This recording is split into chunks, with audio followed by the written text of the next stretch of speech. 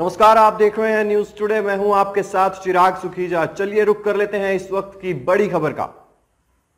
चुनावी साल के चलते केंद्र सरकार के 9 वर्ष पूरे होने पर बीजेपी के तमाम विधायक एक के बाद सरकार की उपलब्धियों को जनता तक पहुंचाने के लिए प्रेस वार्ता का आयोजन कर रहे हैं। इसी कड़ी में तिगांव विधानसभा क्षेत्र के बीजेपी विधायक राजेश नागर ने आज प्रेस वार्ता करते हुए केंद्र सरकार की उपलब्धियों की जमकर सराहना की और अपने तिगांव विधानसभा क्षेत्र में हुए विकास कार्यों की चर्चा भी की गई। इस मौके पर जिला अध्यक्ष गोपाल शर्मा के अलावा पार्टी के कार्यकर्ता मौजूद रहे। पत्रकारों से बातचीत करते हुए चुनाव के बीजेपी विधायक राजेश नागर ने कहा कि आज की प्रेस वार्ता के केंद्र सरकार के 9 वर्ष पूरे होने पर आयोजित की गई है और सरकार की विभिन्न कल्याणकारी योजनाओं पर चर्चा की गई। उन्होंने कहा कि भारतीय जनता पार्टी विश्व की सबसे बड़ी पार्टी के अलावा सबसे बड़ा संगठन भी है और पार्टी का एक एक कार्यकर्ता बड़ी निष्ठा और दिल से पार्टी के लिए काम करता है, जो कि हमारे लिए बड़ी उपलब्धि है।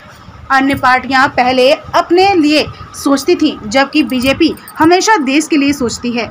नागर ने कहा कि हमारे कार्यकाल में कोरोना जैसी महामारी आई, लेकिन देश के प्रधानमंत्री ने समय समय पर देशवासियों का मनोबल बढ़ाया और उन्हें इस बीमारी से लड़ने के लिए तैयार किया तथा महामारी के दौरान मुफ्त वैक्सीनेशन और 80 करोड़ लोगों को मुफ्त राशन उपलब्ध करवाया। उन्होंने कहा कि हाल ही में ऑस्ट्रेलिया और अमेरिका में जब प्रधानमंत्री गए तो वहां उनका अभूतपूर्व स्वागत हुआ। उन्होंने कहा कि उनकी विधानसभा क्षेत्र ग्रेटर फरीदाबाद के नाम से बड़े स्तर पर बस रहा है, जहां नौकरी पेशा और मिडिल क्लास लोग फ्लैट लेकर रह रहे हैं। उनके लिए उन्होंने टाउन पार्क, नेशनल स्तर के स्टेडियम और केंद्रीय विद्यालय आदि की मांग रखी है। वहीं उन्होंने कहा कि पिछले कई सालों से वजीरपुर क्षेत्र में चल रही इंडस्ट्रीज को लेकर एक सड़क बारिशों के बाद बनाई जाएगी, ददसिया गांव तक जाएगी और इसके साथ साथ क्षेत्र की इंडस्ट्री को किसी भी किस्म की तकलीफ नहीं आने दी जाएगी और मुख्यमंत्री से बात की जाएगी कि इस इंडस्ट्री को यहीं रहने दिया जाए। केंद्र सरकार 9 साल से है, उसमें जो हमारे कार्य हुए, विकास कार्य हुए, हमारे माननीय प्रधानमंत्री श्री नरेंद्र मोदी जी ने किए हैं, उसके बारे में आज ये प्रेस कॉन्फ्रेंस रखी गई थी और उसके बारे में ही जो मुख्य हमारे काम हुए हैं उनके बारे में हमने आपको ब्रीफ किया गया। ठीक है, तो किस तरह की जो आगे रणनीति रहने वाली है बीजेपी की? चुनावी साल है, तो चुनावी साल में नेचुरली है कि आपको लोगों की जो है नाराजगियां भी झेलनी पड़ेगी और उनको हल भी करना पड़ेगा और उन्हें अपने पक्ष में खड़ा भी करना पड़ेगा। कैसे करेंगे? देखो, भारतीय जनता पार्टी दुनिया की, पूरे विश्व की सबसे बड़ी पार्टी,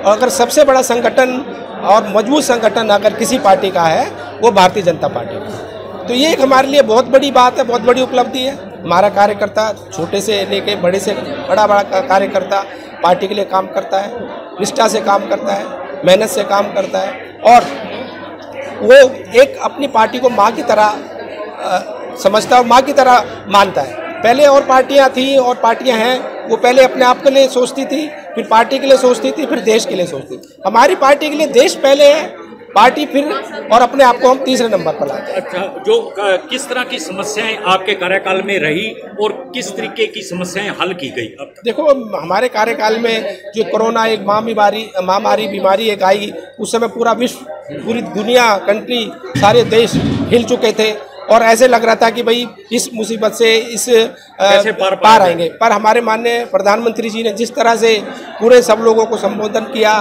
बार बार आते थे और संबोधन देते थे, उससे एक मॉरल उनका बूस्ट हुआ, एक कॉन्फिडेंस बिल्ड हुआ और 80 करोड़ लोगों को जो उन्होंने फ्री में राशन दिया, उससे जो हमारे लोग, जो गरीब लोग, मजदूर लोग, भाई लोग जो काम करते थे, जिनको काम भी नहीं मिला और तनख्वाह भी नहीं मिली, तो उनको घर बैठ के राशन मिला, फ्री में इंजेक्शन मिले। तो ये एक बहुत बड़ी उपलब्धि हमारे माननीय प्रधानमंत्री जी की थी, जिससे हमारा देश आज देखो कितना ऊपर उठ रहा। हम अमेरिका गए तो वहाँ हमें किस तरह से एक इम्पोर्टेंस मिली। हम ऑस्ट्रेलिया गए, हमारे प्रधानमंत्री जी, तो हमें किस तरह से एक बॉस की तरह ट्रीट किया गया। और कंट्रीज़ में मिस या और भी कंट्रीज़ में जहाँ जहाँ मोदी जी जा रहे हैं, तो एक हमारा एक नेशनल ग्लोबल प्लेटफॉर्म पर भारत का जो नाम हो रहा है, ये आप लोगों से कुछ छुपा नहीं है और एक बहुत बड़ी उपलब्धि हमारे माननीय प्रधानमंत्री जी ने हमारे देश को दी है। आपके इलाके की कई सोसाइटियाँ ऐसी हैं, बहुत महंगे जो है लोगों ने फ्लैट्स खरीदे हैं,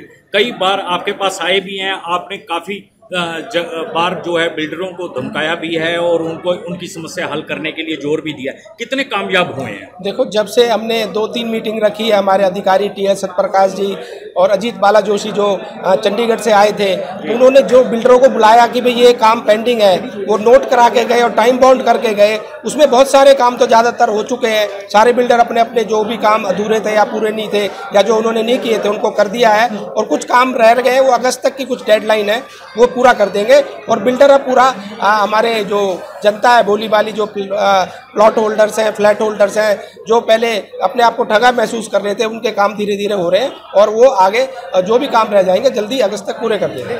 चुनावी साल है, अब लास्ट में आपके कौन से ऐसे जनहित के काम बचे हैं जिन्हें आप बहुत जल्दी पूरा करना चाहेंगे? देखो, जनहित के काम हमारे ग्रेटर फरीदाबाद एक नया सिटी, नया टाउन बस रहा है, बनने जा रहा है। वहाँ हाई राइज सोसाइटीज़ हैं, हमारे प्लॉट्स भी हैं, फ्लोर्स भी हैं, नए सेक्टर्स भी वहाँ पर आ रहे हैं। तो वहाँ पर एक नया जो लोग आ रहे हैं, हमारे ज़्यादातर सर्विस क्लास लोग हैं, मिडिल क्लास लोग हैं जो फ्लैट्स में रह रहे हैं, फ्लोर्स में रह रहे हैं। तो उनके लिए मैंने एक टाउन पार्क की मांग रखी है, हमें एक टाउन पार्क मिले जिससे हमारे वहाँ के लोग वहाँ जाकर उनके बच्चे खेल सकें, और जो लाभ हमारे शहर के बच्चों को और सेक्टर के बच्चों को मिल रहा है वो वहाँ जाकर वो अपने उसमें गतिविधि एक्टिविटीज़ कर सकें। एक इंटरनेशनल स्टेडियम की हमने एक मांग रखी है कि भी हमें इंटरनेशनल लेवल का स्टेडियम मिले। एक केंद्रीय विद्यालय की भी हमने मांग रखी है, भी एक ग्रेटर फरीदाबाद में केंद्रीय विद्यालय मिले।